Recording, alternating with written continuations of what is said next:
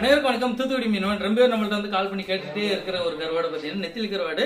அதுவும் இடையில வந்து ஸ்டாக் எல்லாமே முடிச்சிட்டு இப்போ புதுசாக நேற்று தாங்க நம்மள்ட்ட நெத்திலி மீன் வந்துச்சு. அது காலையில் காய போட்டு நேற்று சாயங்காலமே மூடையை பிடிச்சி மூடையை வந்து நம்ம வீட்டுக்கு வந்துட்டுங்க. வீட்டில் வந்தோடனே நான் அட்டைப்பட்டியில் எடுத்து போட்டிருக்கேன் பாருங்க, எல்லாத்தையும் மூடி போட்டு விட்டுருக்கேன் சாக்கில்.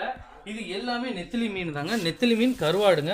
இந்த நெத்திலி மீன் கருவாடு நம்மள்ட்ட அவ்வளோ சூப்பராக செம்மையாக இருக்குங்க. இந்த கருவாடோட சைஸ்லாம் பார்த்துக்குங்க, அப்படி தான் இருக்கும். இப்போ ஒரு கருவாடு வந்து பெருசாக இருக்கும், ஒரு கருவாடு சின்னதாக இருக்கும், இப்படி இருக்குங்க. இந்த நெத்திலி கருவாடில் வந்து நாங்கள் வந்து உப்பு எதுவுமே போட்டிருக்க மாட்டோம்.